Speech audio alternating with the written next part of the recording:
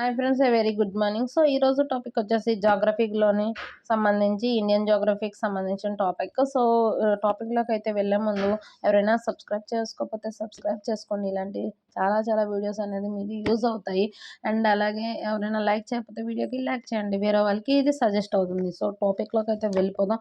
So last క్లాస్కి వచ్చేసరికి మనము అంతర్జాతీయ భూ సరిహద్దులు పార్ట్ అనేది మనం చెప్పుకున్నాం కదా. సో ఈరోజు వచ్చేసరికి సరిహద్దు దేశాలతో సంబంధాలు, వివాదాలు. సో మన భారతదేశం ఏ దేశాలతో సరిహద్దు దేశాలతో ఈ సంబంధాలు అనేవి ఏ రకంగా ఉన్నాయో, అలాగే వాటితోటి ఏమైనా వివాదాలు అనేది ఉన్నాయా, అంటే ఏమైనా గొడవలు గట్టా ఉన్నాయా అన్నది దీనిలో చెప్పుకుందాం.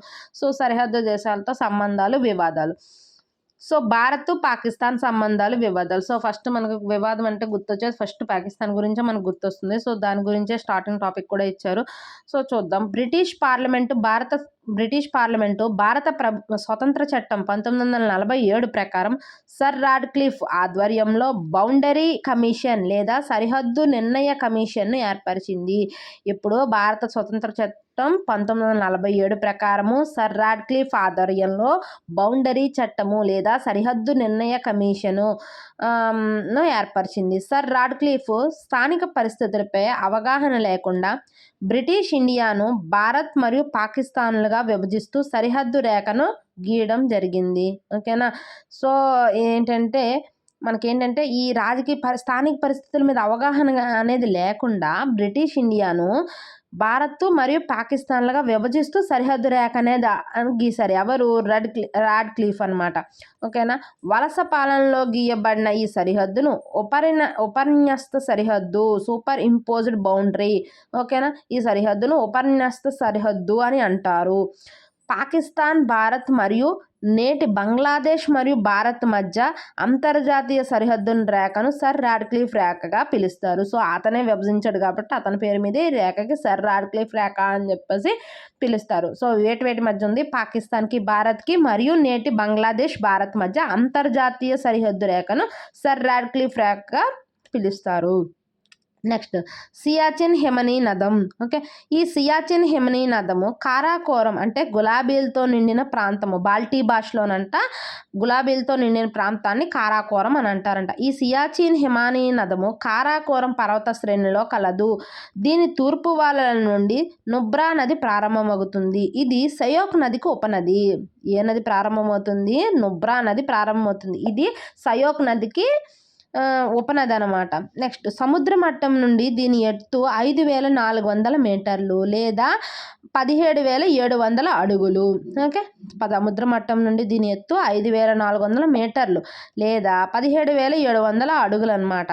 నెక్స్ట్ ధ్రువ ప్రాంతాల బయట అతి పొడవైన హిమనీ నదము ఫెడ్చెంకో. ధ్రువ ప్రాంతాల బయట అతి పొడవైన హిమనీ నదము ఫెడ్చెంకో 77 కిలోమీటర్లు. ఇది తజికిస్తాన్లో ఉంది. సియాచిన్ హిమనీ నదం ధ్రువ ప్రాంతాల ఆవల అతిపెద్ద హిమనీ నదంగా గుర్తించబడింది. రెండవ పొడవైనది 76 కిలోమీటర్లు అనమాట. సియాచిన్ హిమనీ నదం ధ్రువ ప్రాంతాల ఆవల అతిపెద్ద హిమనీ నదంగా గుర్తించబడింది. హిమనీ నదాలతో కూడి ఉన్న కారాకోరం పర్వత శ్రేణిని భూమి యొక్క 3వ ధ్రువంగా పిలుస్తారు, థర్డ్ పోల్. 1972 సిమ్లా ఒప్పందం ప్రకారము సియాచిన్ ప్రాంతాన్ని సైన్యరహిత ప్రాంతంగా గుర్తించారు. సో ఈ ప్రాంతంలో సైన్యం అనేది ఉండదు అని. 1980లలో పాకిస్తాన్ దేశము సియాచిన్ హిమనీ నదం పైకి పర్వతారోహకులను అనుమతి ఇవ్వడం ద్వారా సియాచిన్ ప్రాంతము తమ ఆధీనంలో ఉన్నట్లుగా పేర్కొంది. ఇది గమనించిన భారత సైన్యము 13 ఏప్రిల్ 1984 నాడు ఆపరేషన్ మేఘదూత్. ఓకే. పేరేంటి? సైన్యము 13 ఏప్రిల్ 1984 నాడు ఆపరేషన్ మేఘదూత్ ద్వారా సియాచిన్ ఆధీనంలోకి తీసుకుంది. తీసుకున్నప్పుడు చేసిన ఆపరేషన్ ఏంటి? సియాచిన్ మేఘదూత్. ఓకేనా. సియాచిన్ మేఘదూత్ అంటున్నా. ఆపరేషన్ మేఘదూత్ చేసి సియాచిన్ని ఆధీనంలోకి తీసుకుంది భారత సైన్యం. ఇక్కడ భారత్ పాక్ సరిహద్దును AGPL actual ground position line. ఓకేనా. భారత్ పాక్ సరిహద్దును ఏజీపీఎల్గా పిలుస్తారు. ఓకేనా. ఏజీపీఎల్ అంటే actual ground position line. Okay. ఈ భారత పాకల మధ్య సియాచిన్ హిమనీనదమే ప్రపంచంలోనే అత్యంత ఎత్తైన యుద్ధ క్షేత్రంగా మారింది. భారత పాకల మధ్య సియాచిన్ హిమనీనదమే ప్రపంచంలోనే అత్యంత ఎత్తైన యుద్ధ క్షేత్రంగా మారింది. ఇక్కడ యుద్ధం కన్నా కఠిన వాతావరణ పరిస్థితుల వల్ల మరణాలు సంభవిస్తున్నాయి. సో యుద్ధం కంటే కూడా ఏంటంటే అక్కడ వాతావరణ పరిస్థితులనే కష్టంగా ఉండటం వల్లే ఎక్కువగా చనిపోతున్నారనమాట. నెక్స్ట్ 1972 సిమ్లా ఒప్పందం ప్రకారం జమ్మూ కాశ్మీర్ అండ్ లడఖ్లో సో సరిహద్దు అలాగే విస్తరించిన ప్రాంతము. సరిహద్దు ఏంటి, అది ఎంతవరకు విస్తరించింది. అంతర్జాతీయ సరిహద్దు రేఖ IBL ఇంటర్నేషనల్ బార్డర్ లైన్ ఇది మాథోపూర్ అలాగే సంగం మధ్య విస్తరించింది. నియంత్రణ రేఖ LOC line of control Sangam. Okay, so ఇది ఇక్కడ విస్తరించింది. AGPL actual ground position line ఇది దేనికి మధ్య ఉంది, భారత్కి పాక్కి సరిహద్దు. సో ఇక్కడ నుంచి ఇందిరాకల్ వరకు విస్తరించి ఉంది. నోట్ ఏమని ఇచ్చారంటే నియంత్రణ రేఖ వెంబడి గల జిల్లాలు జమ్మూ, రాజౌరి, పూంచ్, కుప్వారా, బారాముల్లా, కార్గిల్, లేహ్ ఈ ప్రాంతాలు అనేవి నియంత్రణ రేఖ వెంబడి ఉన్న జిల్లాలు. సో ఇక్కడ డిడ్ యు నో అని చెప్పేసి ఇచ్చారు. 1999 కార్గిల్ యుద్ధము. ఓకేనా, ఇగోండి కార్గిల్ విజయ్ దివాస్. సో 1999లో భారత్ పాక్ మధ్య యుద్ధం తర్వాత 21 ఫిబ్రవరి 1999 నాడు లాహోర్ ఒప్పందము. ఓకే, లాహోర్ డిక్లరేషన్ అంటే ఏంటంటే భారత ప్రధాని అటల్ బిహారీ వాజ్పేయి అలాగే పాకిస్తాన్ అధ్యక్షుడు నవాజ్ షరీఫ్ ఓకే ఈ ఇద్దరు కలిసి ఏంటంటే ఒక ఒప్పందాన్ని కుదుర్చుకున్నారు. సో అదే లాహోర్ ఒప్పందం అనమాట. భారత్ పాక్ యుద్ధం తర్వాత ఎప్పుడు యుద్ధం జరిగింది, భారత్ పాక్ 1999 కార్గిల్ యుద్ధం తర్వాత. సో భారత్ ప్రధాని అలాగే పాకిస్తాన్ అధ్యక్షుడు ఇద్దరు కలిపి ఒక ఒప్పందాన్ని కుదుర్చుకున్నారు. ఆ ఒప్పందం పేరే లాహోర్ డిక్లరేషన్. నెక్స్ట్ భౌగోళికపరమైన వివాదాలు. సర్ క్రీక్ విధానము ఓకే భూభాగంలోనికి చొచ్చుకొని వచ్చిన సన్నని జలభాగాన్ని క్రీక్ అంటారు. భూభాగంలోనికి చొచ్చుకొని వచ్చిన సన్నని జలభాగాన్ని క్రీక్ అంటారు. సర్ క్రీక్, కోరీ క్రీక్, పీర్ సనాయ్ క్రీక్ మొదలైనవి. ఓకే, వాటికి ఎగ్జాంపుల్. గుజరాత్ రాష్ట్రానికి పశ్చిమాన గల 96 కిలోమీటర్ల పొడవైన జలభాగమైన ఒక టైడల్ ఇస్చువరీ సర్ క్రీక్. ఓకే, 96 కిలోమీటర్ల పొడవైన జలభాగమైన ఒక టైడల్ ఇస్చువరీ సర్ క్రీక్. ఈ సర్ క్రీక్ కచ్ ప్రాంతానికి పాకిస్తాన్లోని సింధు రాష్ట్రానికి మధ్యలో గల వివాదాస్పద సరిహద్దు ప్రాంతము. ఈ సర్ క్రీక్ అనేది దేనికి వివాదాస్పద ప్రాంతము, ఇక్కడ ఏదేది సర్ క్రీక్ కచ్ ప్రాంతానికి అలాగే పాకిస్తాన్లోని సింధు ప్రాంతానికి ఈ రెండింటికి మధ్య వివాదాస్పద సరిహద్దు ప్రాంతము. దీన్ని స్థానికంగా బాన్గంగా అంటారు. ఓకే, దీన్ని స్థానికంగా బ్యాన్గంగా అని కూడా పిలుస్తారు. సో ఇక్కడ డిడియోను అని ఇచ్చారు. రాన్ ఆఫ్ కచ్ యొక్క 9,000 చదరపు కిలోమీటర్ల విస్తీర్ణంలో 8,000 చదరపు కిలోమీటర్ల భూభాగాన్ని పాకిస్తాన్ ఆక్రమించి సరిహద్దు నిర్ణయంలో భాగంగా 24 డిగ్రీల రేఖను సమాంతర రేఖగా పాకిస్తాన్ ప్రతిపాదన చేసినప్పటికీ భారత్ దాన్ని అంగీకరించలేదు. దీనినే 24 డిగ్రీల రేఖా వివాదం అని అంటారు. ఓకే, దీన్నే రాన్ ఆఫ్ కచ్ యొక్క 9,000 చదరపు కిలోమీటర్ల విస్తీర్ణంలో 8,000 చదరపు కిలోమీటర్ల భూభాగాన్ని పాకిస్తాన్ ఆక్రమించి సరిహద్దు నిర్ణయంలో భాగంగా 24 డిగ్రీల రేఖను సమాంతర రేఖగా పాకిస్తాన్ ప్రతిపాదన చేసినప్పటికీ భారత్ దాన్ని అంగీకరించలేదు. దీన్నే 24 డిగ్రీల రేఖా వివాదం అని అంటారు. 24 డిగ్రీస్ ప్యారలల్ డిస్ప్యూట్ అని అంటారు. ఓకే, సో పాకిస్తాన్ యొక్క అభిప్రాయంలో సర్ క్రీక్ యొక్క తూర్పు అంచు వరకు గల మొత్తం జలభాగము పాక్ పరిధిలోనిదే. కానీ అంతర్జాతీయ సముద్ర జలాల ఒప్పందం ప్రకారం సర్ క్రీక్లోని మధ్య వరకు గల సగభాగము భారత్ది. ఈ ప్రాంతంలో మత్స్య సంపద విరివిరిగా ఉండడము, ముడి చమురు నిక్షేపాలు బయలుపడడము వలన దీనికి మరింత ప్రాధాన్యత పెరిగింది. ఓకేనా, సో ఇగోండి సర్ క్రీక్ వివాదం. సో సర్ క్రీక్ వివాదం అనేది దీని గురించి అనమాట, చూడండి. ఓకే, నెక్స్ట్ సింధు జలాల వివాదము. సింధు నదీ వ్యవస్థ జలాల పంపకము మరియు ప్రాజెక్టుల నిర్మాణము రెండు దేశాల మధ్య మరి ఒక వివాదాస్పద అంశంగా ఉన్నది. ప్రపంచ బ్యాంకు మధ్యవర్తిత్వం ద్వారా భారత పాక్లో 19 సెప్టెంబర్ 1960 నాడు కరాచీ నగరంలో సింధు నది జలాల ఒప్పందము చేసుకోవడం జరిగింది. ఎప్పుడు ఒప్పందం చేసుకున్నారు? భారత్ పాక్లో 19 సెప్టెంబర్ 1960 నాడు కరాచీ నగరంలో. ఓకే, ఒప్పంద అంశాలు ఏంటంటే భారతదేశము సింధు నది వ్యవస్థ మొత్తం జలాల్లో 20% కన్నా ఎక్కువ వినియోగించకూడదు. పాకిస్తాను 80% జలాలను వినియోగించుకుంటుంది. అంటే మొత్తం 100లోని 20% మాత్రమే ఇండియా అనేది తీసుకోవాలి. 80% పాకిస్తాన్ అనేది యూజ్ చేసుకుంటుంది. తూర్పు నదులైన బియాస్, రావి, సట్లెజ్ భారత నియంత్రణలో ఉంటాయి. అలాగే పశ్చిమ నదులైన సింధు, జీలం, చినాబ్ నదులు పాక్ నియంత్రణలో ఉంటాయి. సో తూర్పు వైపు ఉండే నదులు భారత్కి, పశ్చిమం వైపు ఉండేవి పాకిస్తాన్కి ఉంటాయి. నెక్స్ట్, ఈ ఒప్పందం ప్రకారము 7 లక్షల ఎకరాలకు మించి భారత్ సాగునీటిని వినియోగించడానికి వీల్లేదు. విద్యుత్ ప్రాజెక్టు నిర్మించాలన్నా పాక్ అంగీకారం కావాలి. ఒకవేళ ఏదైనా విద్యుత్ ప్రాజెక్ట్ కానీ స్టార్ట్ చేయాలనుకుంటే మాత్రం పాకిస్తాన్ తాలూకా అంగీకారం రావాలి. పాకిస్తాన్కు 135 MAF, ఇండియాకు 33 MAFను కేటాయించారు. సో MAF అంటే మిలియన్ ఏకర్స్ ఫీట్. ఓకేనా. సో ఇక్కడ చూడండి, బాగ్లీహర్ జల విద్యుత్ ప్రాజెక్టు వివాదము 900 మెగావాట్లతోటి జల విద్యుత్ ప్రాజెక్టు. సో అదేంటంటే బాగ్లీహర్ జల విద్యుత్ ప్రాజెక్టు వివాదం. ఈ ప్రాజెక్టును భారతదేశము చినాబ్ నదిపై రన్ ఆఫ్ వాటర్ ప్రాజెక్టుగా 1999లో నిర్మాణం ప్రారంభించి 2008లో పూర్తి చేసింది. అయితే పాకిస్తాన్ సింధు నది జలాల ఒప్పందం 1960ను భారతదేశం ఉల్లంఘించి ప్రాజెక్ట్ నిర్మాణం చేపడుతుందని అభ్యంతరం తెలియజేసింది. ప్రపంచ బ్యాంకు మధ్యవర్తిత్వం ద్వారా 2005 సంవత్సరంలో స్విట్జర్లాండ్ సివిల్ ఇంజనీర్ అయిన రేమండ్ లెఫెట్ను నియమించి వివాదంను పరిష్కరించింది. నెక్స్ట్, కిషన్ గంగా జల విద్యుత్ ప్రాజెక్టు. ఇది 330 మెగావాట్ల ప్రాజెక్ట్ అనమాట. సో కిషన్ గంగా నదిపై జలం ఉపనది అనమాట. కిషన్ గంగా నదిపై 2007లో భారత్ 330 మెగావాట్ల విద్యుత్ స్థాపిత సామర్థ్యం గల ప్రాజెక్ట్ నిర్మాణం ప్రారంభించింది. పాకిస్తాన్, భారత్ మధ్య వివాదానికి కారణమైందనమాట. ఈ ప్రాజెక్ట్ నిర్వహించి దానివల్ల ఏంటంటే పాకిస్తాన్కి, భారత్కి మధ్య వివాదం అనేది ఉంది. ఓకేనా. పాకిస్తాన్ దురాక్రమణ ఫలితంగా ప్రస్తుతము భారత్ పాకిస్తాన్ సరిహద్దు ఈ కింది విధంగా మార్పులు పొందింది. ఓకేనా. అంటే వీళ్ళ తాలూకా దీనివల్ల ఏంటంటే భారత్ పాకిస్తాన్ సరిహద్దు అనేది ఏ విధంగా మార్పు చెందని ఇప్పుడు చెప్తా. భారత్ ఆఫ్ఘనిస్తాన్ సరిహద్దు డ్యూరాండ్ రేఖను 1893 సంవత్సరంలో అప్పటి బ్రిటిష్ ఇండియా మరియు ఆఫ్ఘనిస్తాన్ రాజు మధ్య ఒప్పందం వల్ల ఏర్పాటు చేయడమైంది. డ్యూరాండ్ రేఖ ప్రస్తుతము పాకిస్తాన్ మరియు ఆఫ్ఘనిస్తాన్ సరిహద్దుగా కూడా ఉన్నది. పాకిస్తాన్కి, ఆఫ్ఘనిస్తాన్కి మధ్య సరిహద్దు రేఖ డ్యూరాండ్ రేఖ అనమాట. ఇది ఎప్పుడు ఏర్పాటు చేశారంటే 1893లో బ్రిటిష్ ఇండియా అప్పుడు అతను, అలాగే ఆఫ్ఘనిస్తాన్ రాజు ఒప్పందం వల్ల ఏర్పాటు చేశారు. నెక్స్ట్, భారత్ చైనా సరిహద్దు వివాదాలు. భారత్ మొత్తము అంతర్జాతీయ భూ సరిహద్దు పొడవులో 23% సరిహద్దు చైనాతో కలిగి ఉంది. ఓకేనా. మొత్తం అంతర్జాతీయ సరిహద్దు పొడవులో 23% చైనాతో కలిగి ఉందన్నమాట. భారత్ చైనా సరిహద్దును 3 సెక్టార్లుగా పేర్కొంటారు. ఇవన్నీ చూడండి, భారత్ చైనాకి మధ్య 3 సెక్టార్లుగా పేర్కొంటారు సరిహద్దు వివాదము.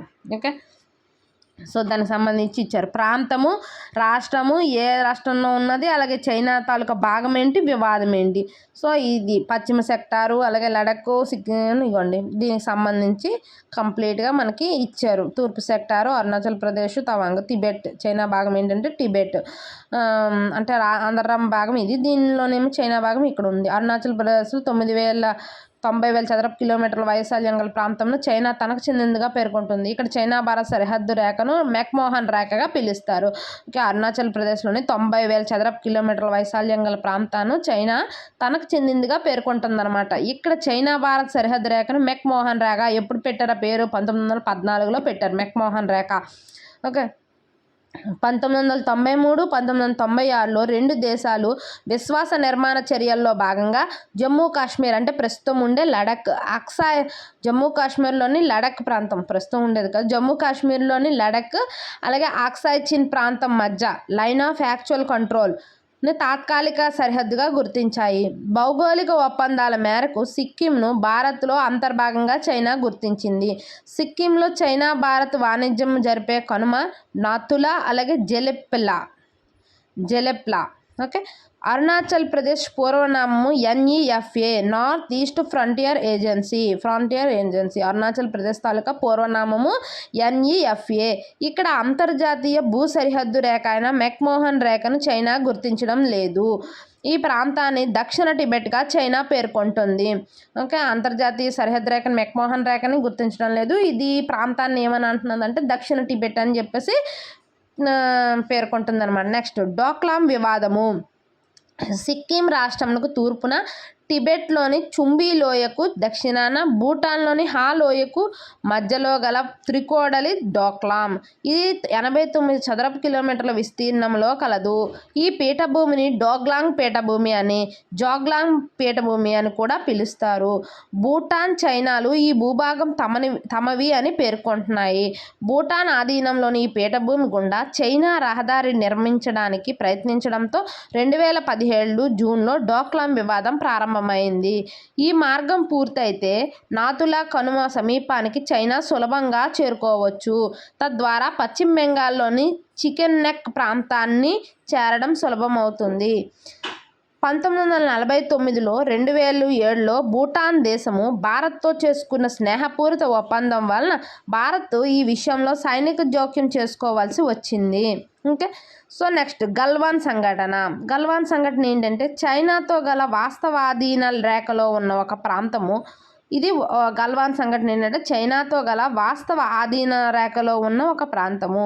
షోక్ నది యొక్క ఉపనది అయిన గల్వాన్ నది గల్వాన్ లోయ గుండా ప్రవహిస్తోంది. 2020 జూన్ 15న చైనా బలగాలు దుశ్చర్యకు దిగడంతో గల్వాన్ సంఘటన జరిగింది. గల్వాన్, డెస్పాంగ్, చుమర్, సుమ్, డోరాంగ్, డోక్లాం, షిప్కిలా, తవాంగ్ ఇలా అనేక ప్రాంతాలు ఇండియా, చైనాల మధ్య వివాదాస్పదంగా ఉన్నాయి. Okay. Next CPEC corridor, China Pak economic corridor. CPEC అంటే China Pak economic corridor.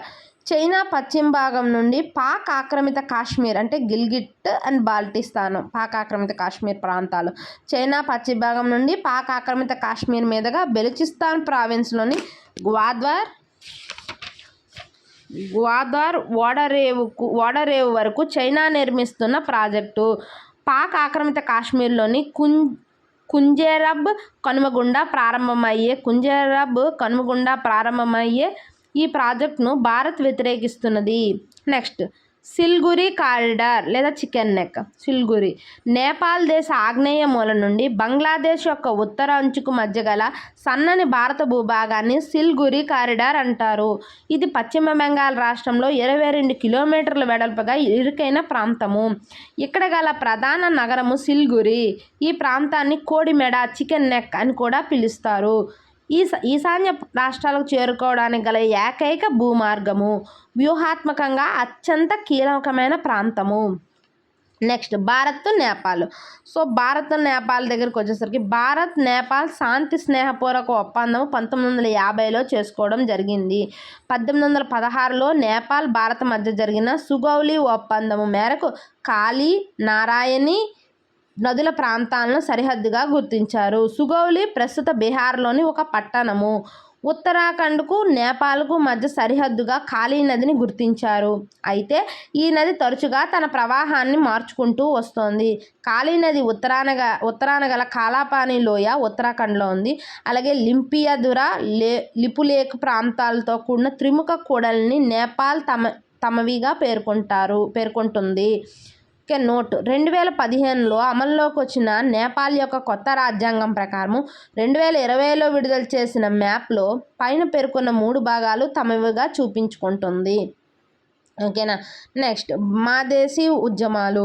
Nepal దక్షిణ సరిహద్దు వెంబడి టెరాయ్ ప్రాంతంలో గల భారత సంతతి నేపాలీ ప్రజలు రాజ్యాంగపరమైన హక్కుల కోసం, సమానత్వం కోసం పోరాడుతున్నారు.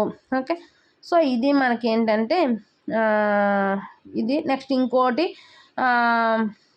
భారత్, బంగ్లాదేశ్ గురించి.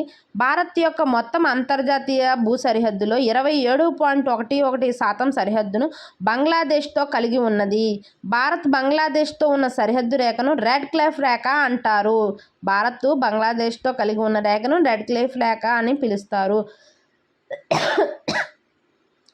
దీనిని త్రిపుర మరియు బంగ్లాదేశ్ మధ్య zero line or border, zero border అని అంటారు.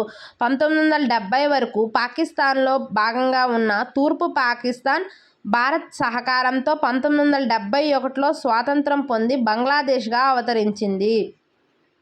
భారత్ బంగ్లాదేశ్ మధ్య వివాదాస్పద నదులు తీస్తా అలాగే ఫెనీ నదీ జలాల పంపకం అనేది జరిగింది వీళ్ళిద్దరి మధ్య, భారత్కి బంగ్లాదేశ్ మధ్య వివాదాస్పద దీవులు న్యూమూర్ దీవులు, మునుగుతూ తేలుతూ ఉండే దీవులు అంట ఇవి.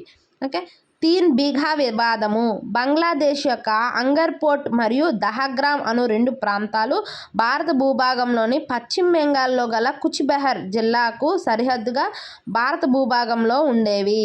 ఈ 2 ప్రాంతాలను బంగ్లాదేశ్ ప్రధాన భూభాగంతో కలిపే 10 కిలోమీటర్ల చిన్న స్ట్రిప్ను 3 బిఘా అంటారు. ఓకే, భూభాగంతో చిన్న స్ట్రిప్ను 10 కిలోమీటర్ల చిన్న స్ట్రిప్ను 3 బిఘా అంటారు. గతంలో ఇది వివాదాస్పద ప్రాంతము.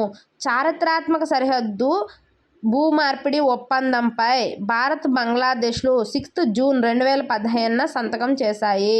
ప్రధాని మోడీ, బంగ్లాదేశ్ ప్రధాని షేక్ హసీనా వీళ్ళిద్దరూ కూడా ఏంటంటే భూమార్పిడి ఒప్పందం మీద సంతకం చేశారనమాట. బంగ్లాదేశ్ భూమార్పిడి ఒప్పందమును అమలు చేయుటకు భారత పార్లమెంటు 100వ రాజ్యాంగ సవరణ చట్టం చేసింది. ఈ చట్టం ద్వారా చిత్ మహల్ లేదా ఎన్క్లేవ్స్ వివాదం పరిష్కారం అయింది.